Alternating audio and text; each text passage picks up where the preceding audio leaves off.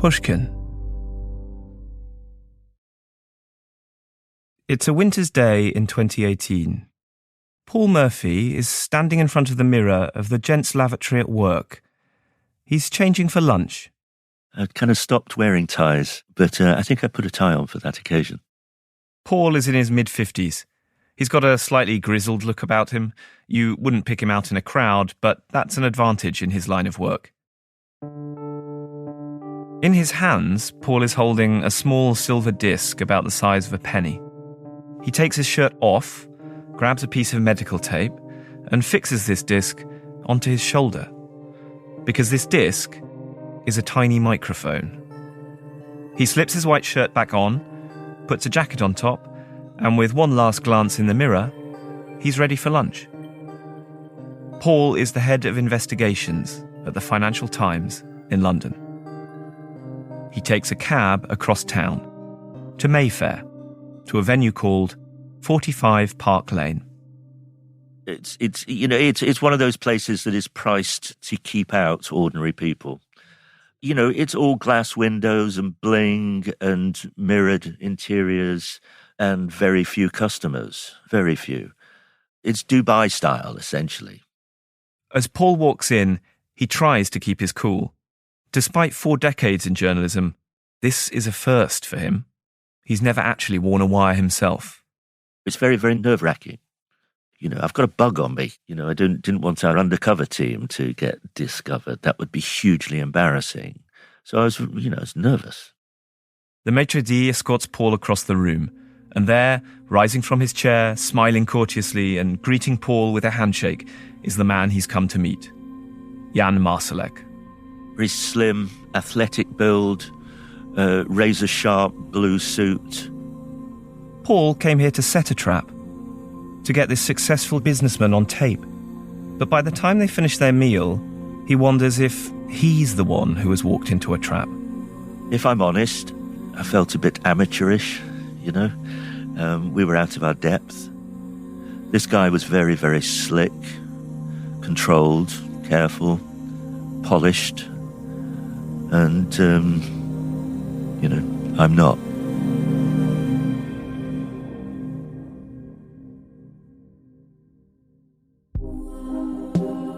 My name is Sam Jones, and I'm a journalist with the Financial Times. I'm a foreign correspondent based in Central Europe. This lunch you've just heard about, it's the unexpected beginning of an investigation that has, in one way or another, preoccupied me for the past 5 years. At the centre of it is the man in the sharp blue suit, Jan Marsalek, a man who, I discovered, is so fascinated by risk and deceit that one identity, one life, wasn't enough for him. I find it's often people like this, the most unusual people, who reveal universal truths. The fact that we're all inventors of our own personal narratives, how fictions can be stitched together to create realities. This tale begins in London and Munich, but leaps across the globe, from Libya to Austria, from Bulgaria to Afghanistan, from the Côte d'Azur to Moscow. Jan Marsalek's life is a window into a hidden world of geopolitical power games, games which, in ways big and small, govern our lives, games which have never felt more relevant, or the players of them harder to fathom. This is a story about espionage, about Europe, about Russia, and ultimately, America. From the Financial Times and Pushkin Industries, this is Hot Money, Season 3, Agent of Chaos. Episode 1, The Bribe.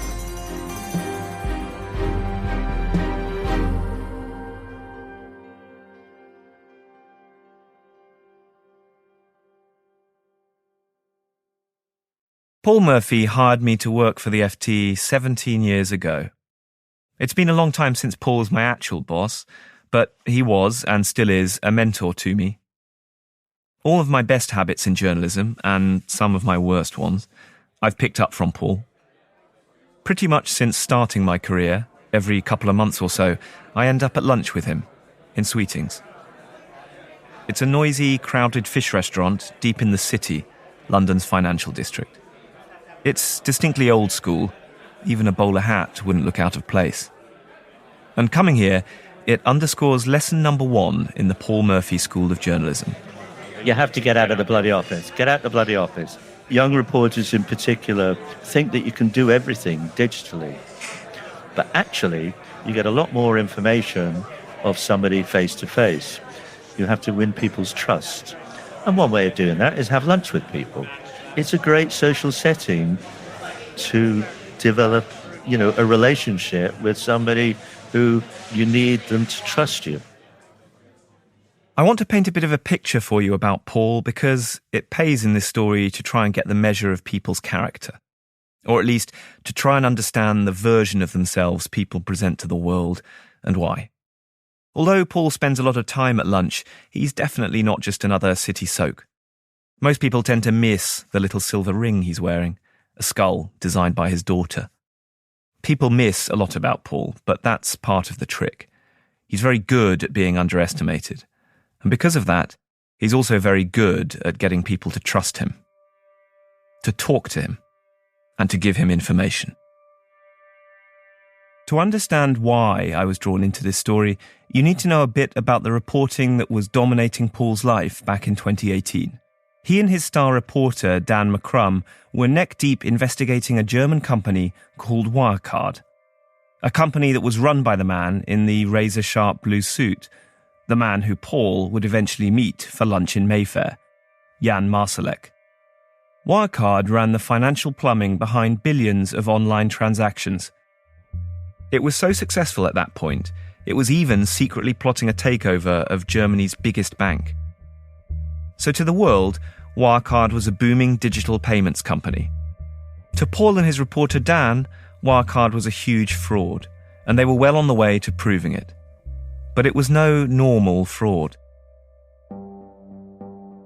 Because for months, Paul and Dan, they suspected they'd been under intense surveillance, all directed by someone at Wirecard from its base in southern Germany.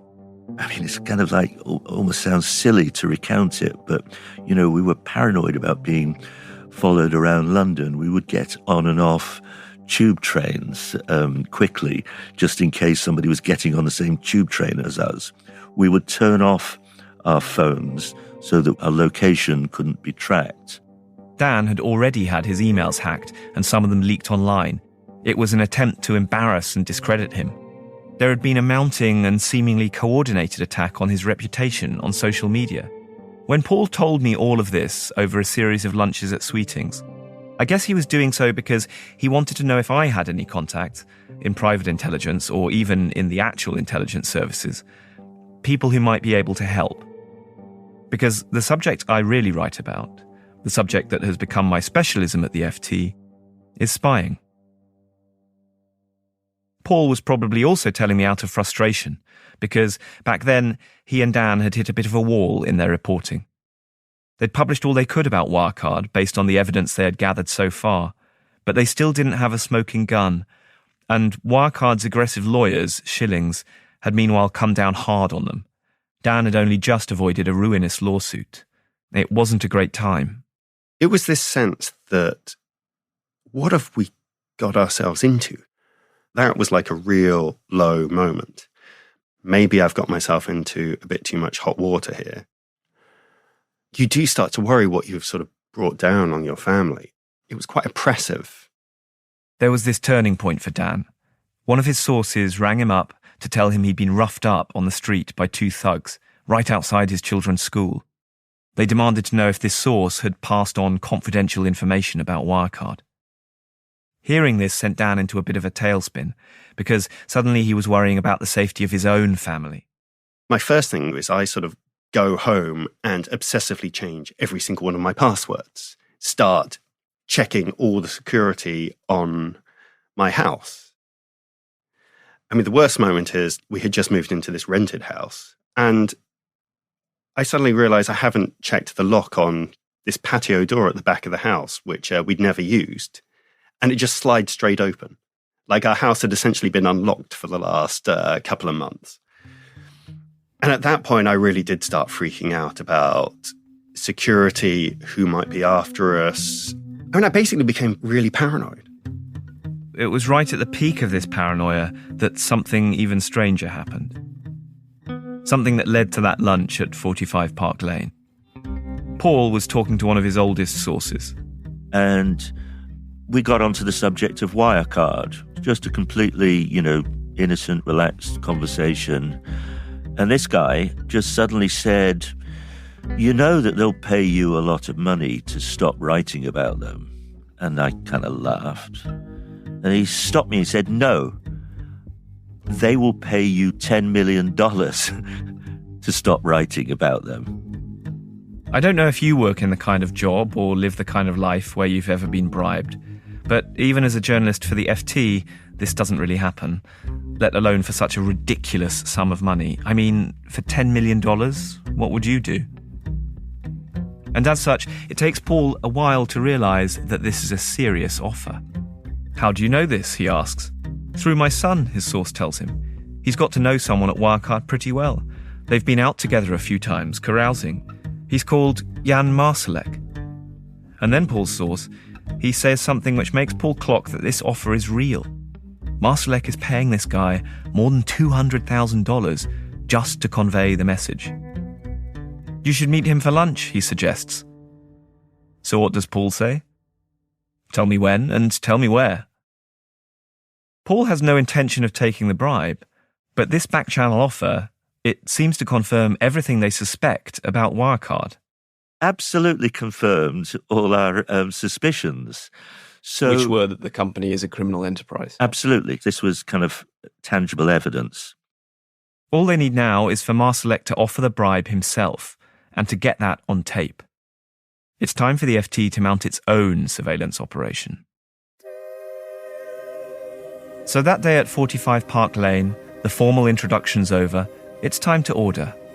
Steaks, the overpriced speciality of this place. Around £170 for a 6-ounce filet mignon. Right from the start, though, Paul begins to feel that Marsalek isn't quite what he was expecting. Paul is on edge, but he's not alone. To his relief, it's not long before he spots his undercover support team. 3 FT colleagues who pose as wealthy ladies catching up over lunch. They've snagged a table just next to him, and they look pretty convincing. One of the reporters places her handbag on the back of a chair. Hidden inside, a camera films the lunch at an angle, catching Jan Marsalek in profile. You can hear the tenor of his voice, but the background noise means it's impossible to make out his words. To me, watching this footage back, it's striking how animated he is. He turns from side to side, addressing everyone at the table as he talks. His face lights up. He's sort of holding court, emphasizing his words with expansive hand gestures. He almost looks like a politician. The longer the conversation goes on like this, the more clear it becomes to Paul that Marsalek is the one in control. This guy is expansive and engaging, charming, but not at all defensive. There's no trace of anger or guilt or care. He gently protests about the FT's unfair coverage of Wirecard as if it's been an inconvenience. But his whole tone seems to be saying, let's put this behind us. As they settle into the meal, Paul nudges the conversation into more dubious terrain. Eager to get something incriminating, even if it's just a hint of something, on tape and on camera. I certainly talked about the aggression that the business had shown us. And we also talked about whether journalists were corrupt.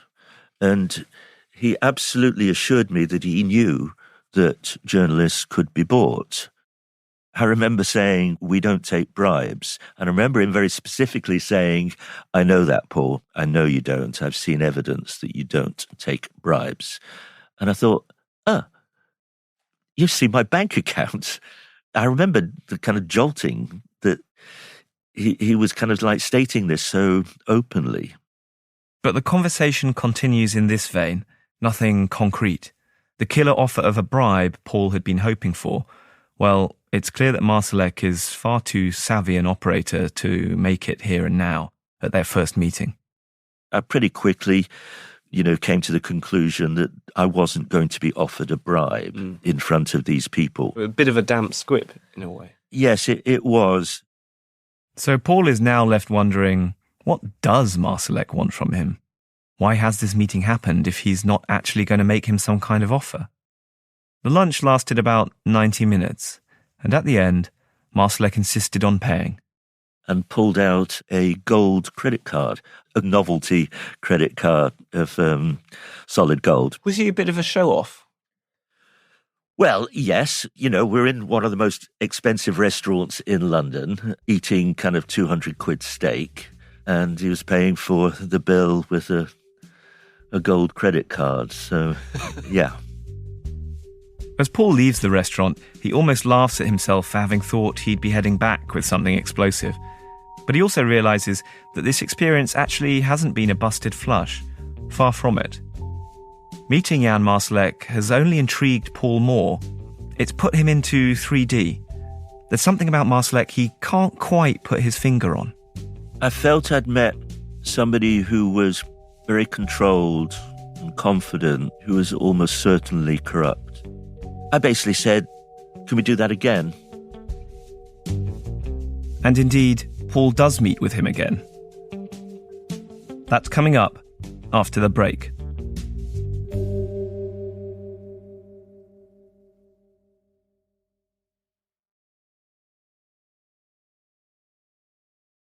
When Paul first started telling me about Wirecard, I think I treated it all as entertaining table talk. Paul is a great teller of stories, and I always enjoyed hearing the gossip about what his investigations team was up to. After he told me about meeting Marsalek, though, something began to needle at me. Just a feeling about what kind of person Marsalek was. A feeling I couldn't pin down. Until I heard about the second lunch. 1 month after that lunch at Park Lane, Paul met Marsalek again. This time without undercover colleagues or secret cameras. It was just the two of them. They met at the Lanesborough, another high-end hotel in London. We talked about geopolitics. We talked about technology. We talked about finance. We talked about the state of the world. He had interesting opinions and information on all these things. If I'm honest, at this stage, I'd become fascinated by this character because he seemed to know so many people. And I was thinking, well, he's probably not going to offer me a bribe. We're not going to just catch him. He's not that stupid. This guy is smart and he knows people and he has information. At this point, did it occur to you that he'd charmed you in any way? Yes, it did. But he was a charming man. Did you like him? Yeah. Yes, I liked him. If Wirecard, if you hadn't have known it to be a fraud, do you think you would have sought to stay in touch with him? I absolutely. I mean, in actual fact, my thinking after that second lunch, I actually thought I'm going to, develop this guy as a source. What did you think he was hoping to get out of a relationship with you? Actually, it was very clear. We posed an existential risk to Wirecard. He knew that by, building a relationship directly with me, that he could potentially stop us writing about them. Or at least he'd get the kind of intel in advance about what we were thinking. So as Paul tells me about all of this, the feeling I get most is that a game is afoot. And both Paul and Marsalek are enjoying playing it. They've both established rapport, they're both working to build trust, but they also test each other, push, try to implicate each other in this polite conversation. And all of this grips me because in it I see so much of the kind of psychology that I've spotted glimpses of covering intelligence and espionage. I recognise the shape of this kind of interaction. A certain amused, matter-of-fact detachment from things, despite the stakes. Think about it. Marsalek is lunching happily with a man who is trying to destroy the company he works for and put him in jail. And Paul? Well, in a funny way, Paul is being encouraged into a minor transgression. Something that almost felt to me like a textbook trick from an intelligence recruitment manual. An indiscretion that might later make you vulnerable. Because Paul does all of this, works Marsalek, behind the back of the lead reporter on the Wirecard project, Dan McCrum. Why were you dealing with Marsalek and not Dan? Dan and I are different characters. Dan is a guy, he's tall and he has all his features in the right place. And if your daughter brought him home as a boyfriend, you'd be really happy. He's a good guy, he's intelligent, he's articulate, he's well-educated. But actually, Dan is lethal. Dan's like kind of smiling axe man. He's dangerous. He's forensic. Yes, he's absolute forensic, and he won't let it lie. And, I have a different style, all right? I'm much softer, and I, chat people up, and, I present myself as being very kind of clubbable. All journalists have different styles. I mean, I think you're probably more comfortable playing a role as well, no? Possibly, yes. Reading between the lines, I think probably a doubting part of him was also wondering whether the Wirecard investigation was at a dead end. The threat of a lawsuit from Schillings meant their reporting had stalled, and if that was the case, it might be worth Paul pursuing Marsalek as a source of his own, someone who could help him with other stories. Then, around 6 months after that second meeting, Paul gets a call from an intermediary. Marsalek conveys that he has something very interesting to offer. Documents. He hints at what they're about, and it sounds outlandish. But it's enough of a hint that Paul agrees to Marsalek's suggestion that he fly out to Munich, where Marsalek lives, in order to get them. I kept it completely private. Only just the managing editor at the FT knew what I was doing. They meet at the Kieferschenke.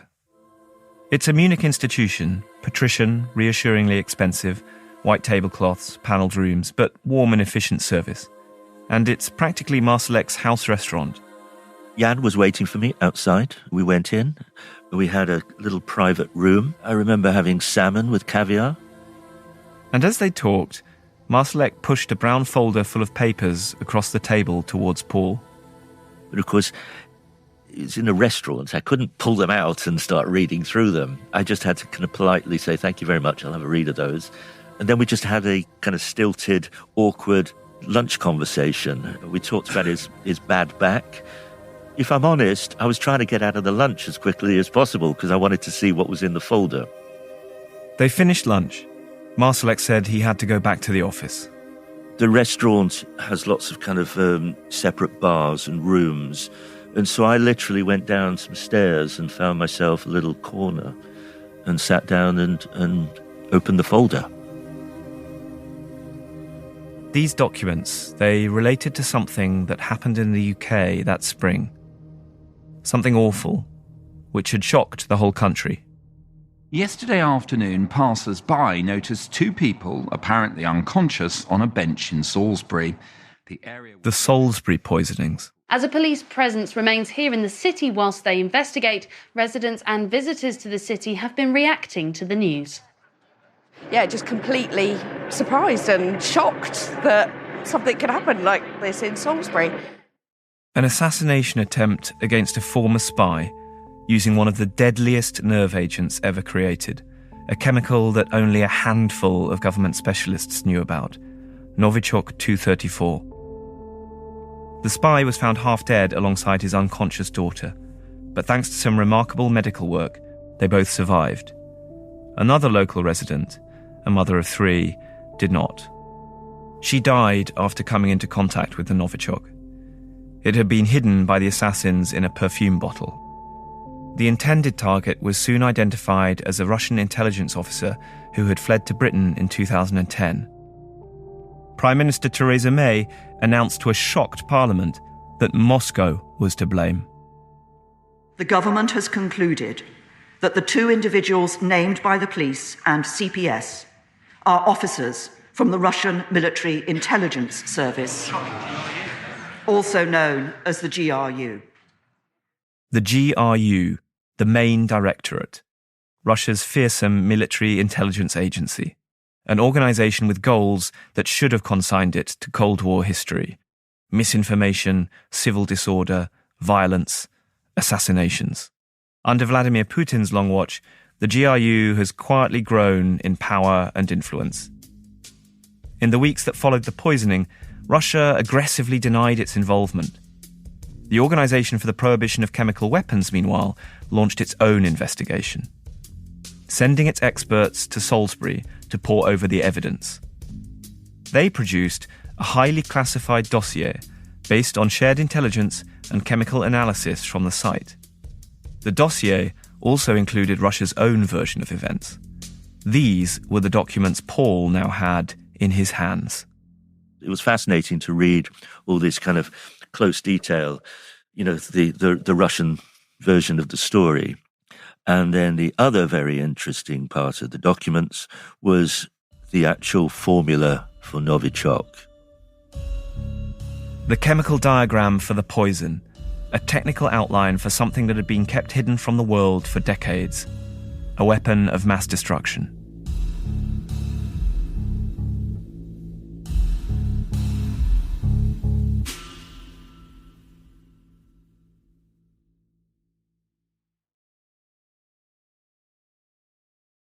So what have we got? 1, 2, 3, 4, 5 sort of staple sheafs of paper. Those documents that Marsalek handed over that day at the Käferschenke, Paul showed them to me. And, they're internal documents from the Organisation for the Prohibition of Chemical Weapons. And these have been sort of illegally photocopied, right? Or so I think they're photocopies anyway. Or they're all kind of photocopies, except that one is a PowerPoint presentation. Right. They've all got barcodes on them. And this sort of big stamped watermark which says... this printout may contain OPCW confidential information. Warning. They're all different copy numbers, though, as well, aren't they? Yeah, like, which that's is kind one of curious. 16. This one's 21. The Organisation for the Prohibition of Chemical Weapons is an international body based in The Hague. Almost all of the world's big military powers are signatories. Its job is to police and monitor weapons like Novichok, to ensure they are never, ever used. What was going through your head when you kind of first pulled this out of the manila envelope that they were all in? Well, I was looking for a story. The Salisbury poisoning had been headline news for weeks on end. Suddenly I had, what clearly were kind of classified documents pertaining specifically to that event. There had to be a story in it. That's what I was after. And I was struck at how detailed and careful and yet completely fanciful the Russian version of events was. In the documents, the Russians made the case that the British had manufactured Novichok, because Salisbury is just down the road from Porton Down, a highly secure military research base. And the Russians, they argued that the British government had somehow leaked the Novichok from its own chemical research lab. I asked him, point blank, where did he get this information? What did he say? He said he got it from a friend. And he did actually say that, if I wanted further information, I should try him in future, that I'd be quite surprised at the sort of information he could access. So this was sort of like a little bit of an opening, kind of showing his wares, that if you wanted to keep him on side, then he could push other material your way. Yeah, absolutely that. He was basically saying, look, I have friends in interesting places. I can help you in the future. We were building a relationship on both sides. While all of this unfolded, Dan McCrum, the lead reporter on the Wirecard investigation, hadn't been sitting still. In fact, he'd just found his very own treasure trove of documents. And these documents, they would change everything, because they finally gave Dan the ammunition he needed to prove that Wirecard was a fraud, and that Marsalek was at the centre of it. So when Paul got back to London and Dan told him all of this, Paul knew it was time to go back on the offensive against Wirecard directly, and also, therefore, that it was time to fess up to Dan and to tell him he'd been secretly lunching with Marsalek over the past few months.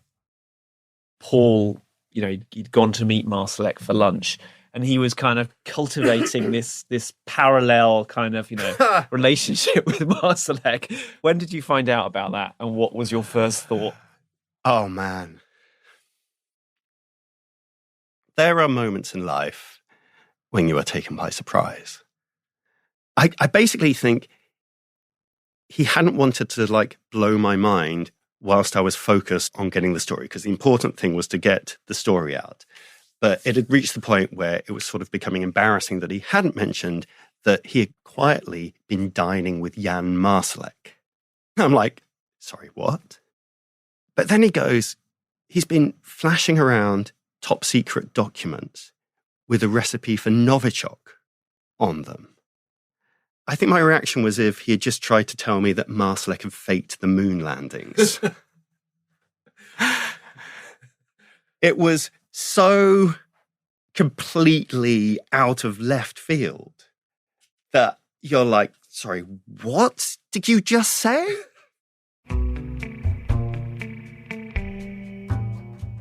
To be clear, we had no evidence that Marsalek actually had anything to do with carrying out the poisonings. But the fact that he even had these documents was a bombshell. Not only because the documents made it clear that Marsalek was entangled with something besides just a huge corporate fraud, but also because Marsalek had effectively chosen to disclose this. Marsalek pulled the spotlight onto himself, and it made us realise how little we knew about him at all. At that point, we just kind of had this sense that Marsalek was this kind of man of action and was mixed up somehow in Viennese politics. Wirecard's aggressive surveillance of Paul and Dan intensified, and they managed to trace it back to a private security company in Vienna, the capital of Austria and Marsalek's home city. Paul and Dan were now going to spend the next few months battling to prove the fraud with the new documents Dan had received. But me? I was about to start a foreign posting in Switzerland and in Austria. If I was going to be on the ground, Paul thought, then I could surely make some inquiries. We already knew that there was a big Vienna angle to all this. We just didn't know what the angle was. We just didn't know which doors you had to knock on. We didn't know who you needed to get to. Yeah, well, it worked. Yeah. I remember thinking you were mad. I just thought, okay, all right, I'm just going to go to Austria and start talking to people about Marsalek, but, you were right. Sometimes it's the smallest, most unpromising or unexpected little thread that you pull on that suddenly unravels something. Sometimes that thread is just an intuition, a feeling about someone, a sense that there's definitely something more here I don't know about, but that I recognise the shadow of. As it turned out, this particular trace, well, it would slowly unravel into a story that wasn't just the sordid tale of one well-connected fraudster, but instead the tale of one of the biggest spy scandals to have hit Europe since the Cold War. To this day, I remember that first note coming back from you, just saying that you needed a secure channel to communicate. The detail you put in that first note was just mind-boggling, absolutely shocking. It was like a whole world just opened up. This was no longer just about some weird German corporate. There was this kind of huge geopolitical kind of side to the story that was only just coming into view. Maybe you've felt in recent years that the world is a less certain place. That from the background there are threats or worries you'd never had to think about before that are suddenly present. Wars that look like they might tip out of control, radical politicians tearing at the threads of civil society, lies turned into truth by money. Well, this story is, in some senses, an accounting of that. A story that can sometimes make you realise how tissue-thin the idea of a stable, law-abiding society can be, one that's governed by economic, political and moral rules we've all agreed on. It's a story about what kind of people get drawn into the world on the other side of that, and what kind of world that is.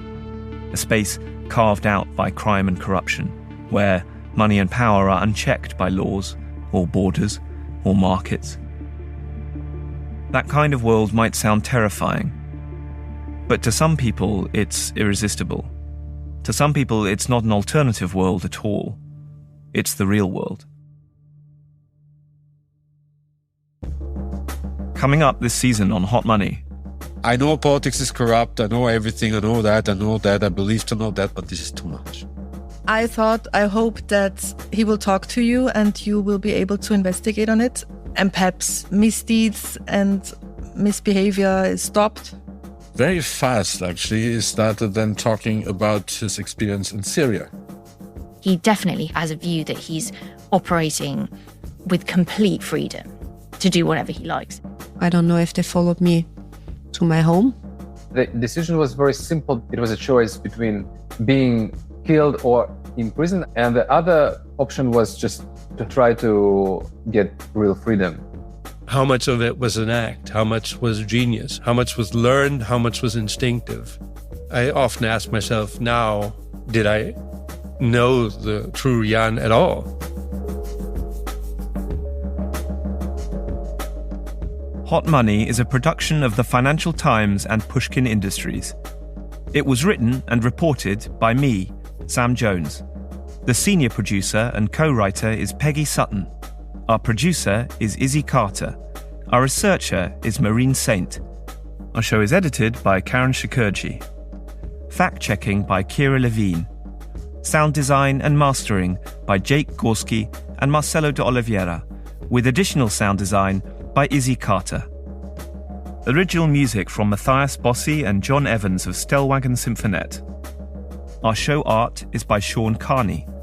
Our executive producers are Cheryl Brumley, Amy Gaines-McQuaid, and Matthew Garahan. Additional editing by Paul Murphy.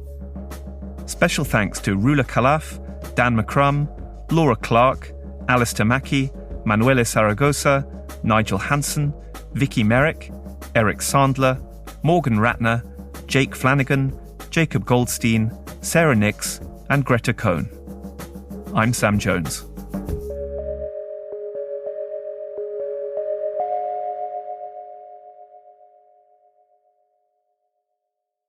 Subscribe to Pushkin Plus to listen to Hot Money, Agent of Chaos ad-free. As a Pushkin Plus subscriber, you'll also get bonus episodes, full audiobooks and binges from your favourite Pushkin hosts and authors. Find Pushkin Plus on the Hot Money show page on Apple Podcasts or at pushkin.fm/plus.